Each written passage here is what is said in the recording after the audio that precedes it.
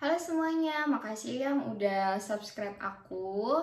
Alhamdulillah setelah dipromot sama Mama Hasya, semua nonton video aku, vlog aku, seperti itu. Terima kasih Mama Hasya sudah support YouTuber untuk pemula seperti aku. Nah, kemarin itu kan setelah subscribernya Mama Hasya, followersnya Mama Hasya nonton videonya Mama Hasya, langsung ke video aku yang pertama, yang dimana lagi bahas soal visa, gimana untuk menikah di Austria, dan itu dijelaskan pakai bahasa Inggris, nggak pakai bahasa Indonesia. Jadi karena di video itu yang pakai bahasa Inggris, karena aku mau yang berhubungan dengan WNA dan akan menikah di Austria juga, ya sama orang Austria pastinya. Jadi mereka bisa mengerti gitu, yang dimana bahasa Inggris bisa mudah dipahami ya, daripada aku menjelaskan dengan bahasa Indonesia. Mungkin kalau teman-teman di sini juga ada yang sedang menjalin hubungan sama orang Austria dan niat untuk nikah di Austria, mungkin bisa tinggal komentar di video ini dan aku akan buat videonya versi aku pakai bahasa Indonesia seperti itu. So, jadi setelah kemarin aku ada beberapa yang DM aku di Instagram dan nanya, Mbak Mia gimana kok suaminya bisa sholat, terus suaminya puasa enggak, terus juga ada yang tanya ketemu di mana. Well, mungkin ini saatnya aku bikin video sendiri tanpa suami aku untuk bercerita aja ke kalian gitu. Jadi pertamanya itu aku ketemu Martin itu di Meet Me, itu nama dating app-nya, seperti itu. Tapi aku mau cerita dulu nih sebelum beranjak gimana perjalanannya sampai kok secepat itu dia mau nikahin aku, terus kok bisa sih aku buat yakin gitu, karena nalarnya orang kan kayak nggak percaya kok dia mau sih kayak secepat itu gitu. Emang segitu percayanya ya, belum lama kenal terus langsung mau nikah gitu. Emang nggak awkward apa, kan belum tahu satu sama lain. Banyak yang kayak gitu, dan teman-teman aku juga kayak um, yakin gitu, dan orang tua aku pun juga kayak ini beneran gak sih gitu. Jadi sebelum ketemu sama Martin itu sebenarnya aku baru aja putus gitu, yang udah ngikutin aku dari awal mungkin tahu lah gitu. Aku dulu menjalanin hubungan dengan orang India 3 tahun, dan itu aku nggak ketemu dari dating app gitu. Itu ya bertemu gitu aja, dan ada yang ngikutin aku sampai sekarang juga bilang, ya ampun aku ngikutin dari kamu pacaran sama India, ternyata sekarang udah ketemu sama orang Eropa dan lebih baik dan segala macamnya. Aku cuma bisa bilang alhamdulillah gitu. Tapi yang mesti aku tekanin di sini, pertama aku nggak pernah ada niat untuk nikah sama bule gitu. Nikah sama orang asing tuh aku nggak pernah ada niat seperti itu. Jadi kayak setelah aku putus sama mantan aku orang India itu, ya pastinya aku mencoba untuk move on, tapi nggak langsung kayak yang aku pakai dating app gitu, itu nggak langsung kayak gitu. Dan kemauan aku untuk download dating app juga bukan dari aku gitu, itu teman aku sendiri gitu. Karena aku pernah coba download kayak yang kalian tahu Tinder itu udah terkenal banget gitu, tapi aku nggak ada yang percaya gitu. Dan sampai aku pernah download aplikasi dating apps yang itu benar-benar isinya khusus untuk muslim gitu, karena aku sama mantan aku itu kan beda agama ya, aku muslim dan dia Hindu gitu, dan aku capek lah gitu, karena aku mau bawa hubungan ini serius gitu. Aku nggak mau punya hubungan sama, kenapa sih harus ketemu sama yang non gitu, bukannya apa-apa, karena kan ya aku nggak mau aja gitu loh gagal dalam membina rumah tangga. Yang bisa dibilang maunya kan pasti setiap wanita pengen yang keluarga sakinah mawaddah warahmah seperti itu. Jadi pas itu aku juga pernah dating app yang itu sampai aku bayar. Itu dating appnya aku lupa, pokoknya isinya muslim semua gitu. Sampai aku bayar kalau nggak salah itu 300.000 sebulan gitu. Itu buat dapet yang premium. Tapi nggak ada yang aku temuin di situ ternyata. Satu aja aku tuh nggak ada kayak gitu. Dan aku melihat kayak yang kenapa sih aku kayak desperate banget gitu, harus kayak cari mau move on tapi kayak gini caranya. Menurut aku nggak membenarkan itu juga gitu loh. Itu kan sama aja kayak cari pelarian gitu. Kalau niatnya buruk menurut aku itu nggak akan baik gitu. So Meet Me itu di-download sama temen aku yang udah aku anggap kayak adik juga, dan dia itu kayak yang bener-bener coba kak download ini di Meet Me gitu, mungkin nanti ketemu jodohnya gitu. Nah aku tuh sampai detik itu pas udah di download tuh di HP aku jadi download paksa lah kayak kasarannya gitu. Aku tuh kayak mikirnya apa sih gitu, kenapa harus dating app gitu, karena pemikiran aku saat itu orang yang main dating app itu ya aku takutnya kayak yang dia punya pacar takutnya, terus nanti dia cuma buat iseng doang, pokoknya nggak baik lah gitu. Aku mikirnya main dating app tuh nggak baik gitu, punya niat yang nggak tulus gitu. Dari semua chat di Meet Me tuh aku nggak ada yang apa ya, nggak mau gitu, nggak sampai aku tuh nggak kasih nomor WA aku gitu, jadi sekedar chat di Meet Me. Nggak berarti kan kalau itu aku nggak mau hubungannya lebih serius. Dan pada akhirnya aku coba, nggak tahu kenapa, cuman nggak ada firasat apa-apa, aku ganti locationnya. Itu bisa diganti ya walaupun kita di Indonesia. Aku ganti tuh di Austria gitu kan, aku ganti di Austria. Ketemu sama si Martin.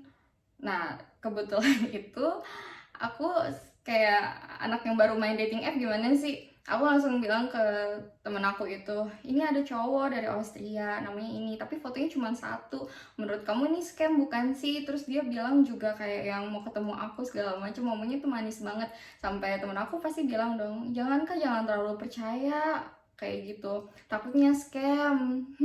Aku juga udah takut kan kayak gitu. Aku pengen mundur tuh tadinya, tapi nggak tahu kenapa hati ini tuh kayak yang kayaknya dia baik gitu loh. Karena first impression ngomong sama dia kayaknya dia sopan gitu. Jadi aku kasih nomor aku, kita mulai Skypean. Di situ aku awkward banget gitu. Jadi cerita cepet aja, kita Skypean ngobrol selama 2 minggu, dan dia bilang, pertama dia bilang agama kamu tuh apa gitu. Terus aku bilang aku muslim gitu. Terus dia nanya lagi, kalau aku mau serius sama kamu aku harus pindah nggak gitu.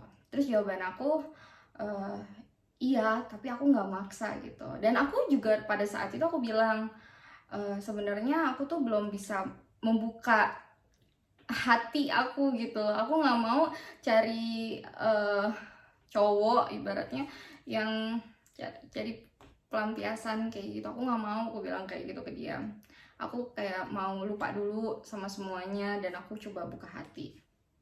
Tapi ini yang paling aku inget banget, dia ngomong kayak gini, yang bikin aku melting juga, meleleh seketika. Dia bilang, kamu gak usah ngelakuin apa-apa, kamu di situ aja, diam aja, aku yang akan merebut hati kamu. Udah. Terus dia bilang, karena aku sama orang tua aku tinggalnya jauh ya gitu, aku kerja, aku single parents, dan aku juga tulang punggung keluarga. Aku tinggal di Jakarta, orang tua aku semuanya tinggal di Surabaya gitu, di Jawa Timur. So dari situ dia bilang dia mau datang ke Indonesia. Aku kayak langsung ngomong dong ke teman aku, yang aku bilang aku kayak anak baru kemarin yang main dating app, ini gimana nih dia mau datang. Ya udah yain aja kata temen aku gitu, yain aja, karena itu takutnya cuman bohong, ngomong-ngomong doang. Kalau misalkan dia udah isu tiket dan segala macam, baru deh gitu percaya. Terus setelah itu udah tuh akhirnya bener dia isu tiket gitu kan, dan kasih ke aku kasih temen aku, iya beneran gitu. Udah tuh dia bilang gini, kamu bisa nggak bantu aku untuk persiapin mualaf aku di Indonesia, katanya gitu dah. Kayak bahasanya bukan mualaf sih, dia kan nggak tahu mualaf itu apa, jadi dia mau mualaf intinya. Akhirnya aku cari tahu ke Masjid Istiqlal Jakarta. sampai prosesnya tuh apa aja yang harus harus dokumen yang apa aja yang harus dikumpulin gitu. Terus akhirnya dia bilang kan dia juga mau ketemu sama orang tua aku, dia mau melamar aku, dia bilang kayak gitu. Aku nggak tahu kenapa apa yang di pikiran suami aku gitu waktu itu gitu, bener-bener sampai kayak berjalan aja gitu. Dia bilang mau ketemu orang tua dia mau ngelamar aku, kita mau ada acara makan malam kayak gitulah kayak gitu. Jadi hari pertama itu adalah tanggal 25, itu aku tunangan 25 Oktober ya kan, tahun lalu. Dan pas besoknya tanggal 26 itu dia mualaf di Istiqlal kayak gitu. Pas dia nyampe Jakarta, itu aku pertama kali ketemu dia, itu aku awkward banget. Dan emang jujur rasanya itu beda banget ketika aku ketemu sama mantan aku untuk pertama kalinya kayak gitu. Itu beda banget rasanya. Kayak beda aja gitu, lebih canggung. Aku sampai nggak bisa ngomong apa-apa, keringet dingin. Dan pas oh ya sebelum itu dia ngomong gini, Mia, kalau kamu nggak yakin, kamu nggak mau terima lamaran aku, kamu bisa ngerubah kok gitu, ngerubah pikiran kamu kayak gitu. Terus dalam hati aku mikir gini dong, udah dia capek-capek datang ke Indonesia, dia kan beli tiket gitu kan, booking apartemen, hotel, terus ya pokoknya udah ngeluangin waktu, pasti dia cuti kerja kayak gitu, terus buat ketemu aku. Tapi kalau dia maunya dapetin aku gitu, tapi kenapa dia ngomongnya aku harus bisa mikir kayak gitu, dia ngasih waktu untuk aku untuk pikir, kayak dia nggak ngarepin dapat apa-apa. Dia waktu itu bilang, suami aku bilang gini, kalau misalkan aku kesini aku pulang lagi ke Austria dan aku nggak bisa ngasih tahu orang tua aku kalau aku tunangan kayak gitu, ya udah kita jadi teman aja. Dia bilang kayak gitu. Tuh kayak berapa nih orang beneran baik atau gimana sih? Karena aku juga kayak takut dong gitu, takut banget. Aku sampai pikir dia tuh psikopat segala gitu, kayak takut aja gitu, kok nih orang bisa kayak gini gitu. Dan ya alhamdulillah semuanya berjalan lancar, karena doa aku pas sebelum acara tunangan lamaran itu, aku bilang, aku doanya gini, ya Allah kalau misalkan emang bukan jalannya, tolong jangan kasarnya jangan PHP gitu. Aku mau punya laki-laki yang serius sama aku nggak mau dimain-mainin lagi, aku nggak mau gitu. Kasihan keluarga aku juga kayak gitu dengarnya aku gagal kayak gitu. Tolong kalau misalkan dia bukan jodoh aku, lebih baik ya udah jangan lancarkan urusan segala-galanya. Tapi sampai semuanya itu lancar, alhamdulillah kayak gitu, berarti itu pertanda baik. Terus ya orang tua aku juga kayak yang agak agak gimana ya, sebagai orang tua, ini orang serius gak sih sama anak gue kayak gitu, pasti ada gitu. Nah setelah itu ya udah, kita belum kayak yang pasti awkward gitu. Aku juga nggak yang gimana sampai second meeting itu kita rencana nikah. Jadi dulu waktu sebelum nikah di Austria, planning kita itu nikah di Bali gitu. Jadi tapi karena corona ini ya udah, menurut dia lebih baik ya yang penting udah sah gitu loh. Jadi ya udah aku setuju gitu waktu dia bilang kita nikah di Austria aja gitu.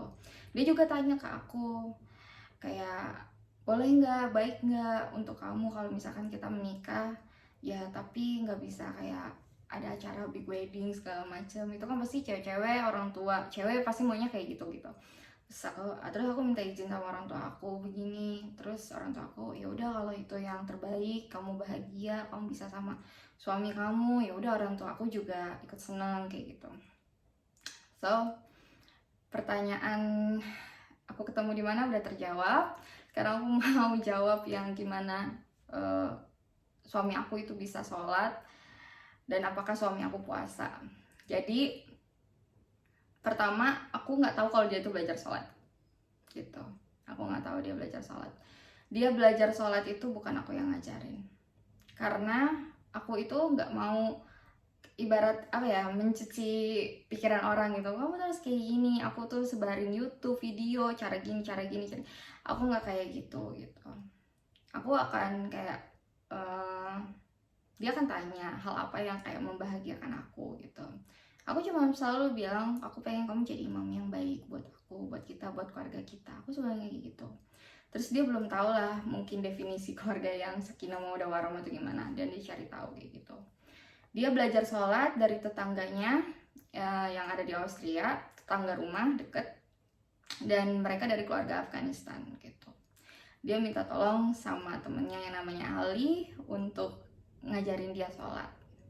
Nah, kalau kalian lihat lagi video yang sebelumnya pas dia sholat, itu sajadah sebelahnya tuh ada kertas.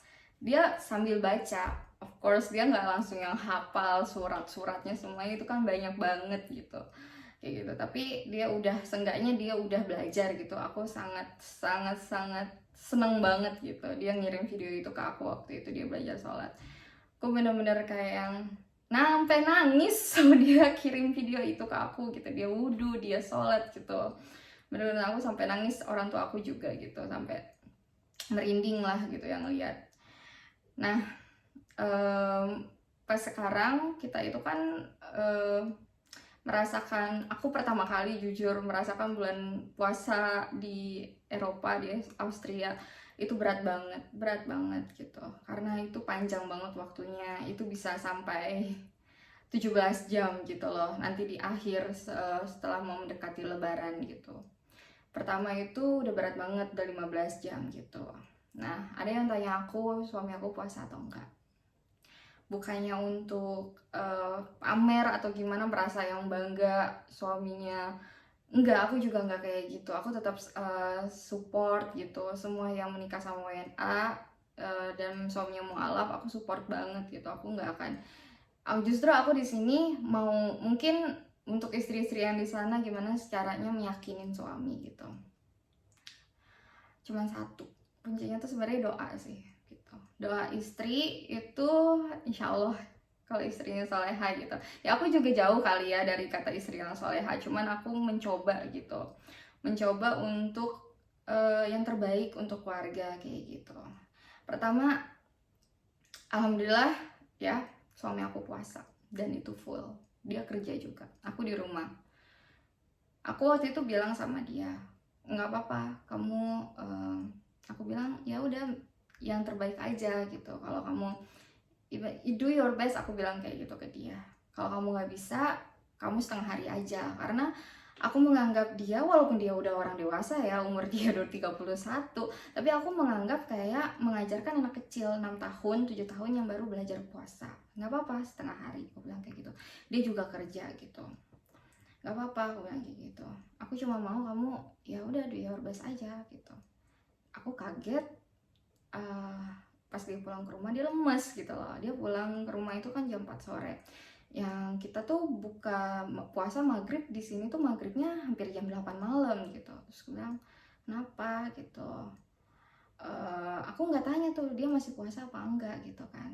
Aku cuma nanya, kenapa, ada masalah? Aku kira dia ada masalah di kantor. Gue bilang, enggak, aku capek, kata dia. Maksudnya dia itu jalan kaki gitu. Dia jalan kaki, nggak naik mobil sengaja, katanya. Aku nggak tahu alasannya kenapa, pokoknya dia pengen habis sahur terus dia jalan ke kantornya gitu. Itu lumayan sih, 2 kilo gitu dari rumah. Terus dari itu dia bilang, aku masih puasa kok gitu. Dia ngasih tahu sendiri gitu, kamu kalau nggak kuat kamu berhenti aja. Terus dia bilang enggak, dan itu berturut-turut ya. Itu dia enggak, belum bolong, alhamdulillah dia belum bolong kayak gitu. Aku juga sedih sih kalau ngerasain sahur sendiri, aku udah ngebayangin gitu. Tapi ya aku balik lagi nggak akan memaksa gitu. Pokoknya tips dari aku, jangan pernah maksa. Karena kita itu tidak bisa mengubah seseorang begitu cepat. Suami aku itu dari kecil dia terlahir dari keluarga Kristiani gitu, di Kristen. Kita nggak bisa mengubah seseorang itu cepat kayak gitu.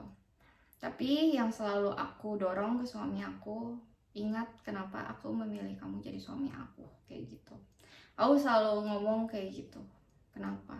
Karena kamu membuat hati aku senang, kamu masuk Islam gitu. Dan mungkin aku suka lupa, masih lalai 5 waktu, masih segala macam gitu. Aku juga bukan yang sempurna kayak gitu. Tapi aku mau membentuk keluarga yang benar-benar sesuai gitu sama apa yang aku mau kayak gitu. Dan ngajarin kayak gitu juga ke anak-anak kita nanti. Aku bilang kayak gitu ke dia. Akhirnya mungkin dari situ dia mengimprove diri dia gitu loh. Jadi gimana caranya suami itu kayaknya tuh dia udah mulai imannya gitu kebuka. Pertama ya doain terus. Semoga di dalam doa istri itu pasti benar-benar Allah dengar gitu, aku percaya.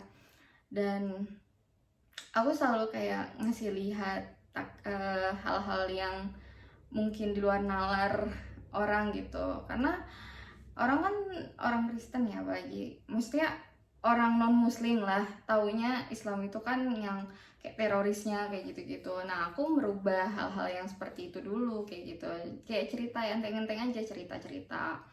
Terus dan dari awal pacaran tuh aku udah kayak yang bisa nggak kalau kita tuh teleponan kita pakai salam, assalamualaikum, waalaikumsalam, seperti itu. Terus dari hal-hal simple kayak dia bersin harus jawabnya apa, kalau dengar orang bersin jawabnya apa. Terus sebelum makan harus bismillah gitu. Aku dari hal-hal yang kecil sih sebenarnya kayak gitu ke dia, ke suami aku. Terus yang aku praktekin saat ini jadi suami istri ya, kalau dia mau pergi ke kantor aku harus cium dia cium kening kayak gitu, terus ucapin salam, seperti itu sih gitu. Jadi dia ya harus gimana ya, dari situ sih mungkin dia juga ngerasa bergetar sendiri gitu ngejalaninnya gitu. Ya mungkin memang awalnya dia masuk Islam itu karena cinta, karena aku doa, karena untuk menikahin aku, bukan karena dia percaya gitu. Karena menurut aku sampai sekarang dia juga nggak percaya Allah itu ada. Tapi dia ngakuin itu ya karena mungkin bentuknya cinta, masih cinta, atau karena sains gitu kan.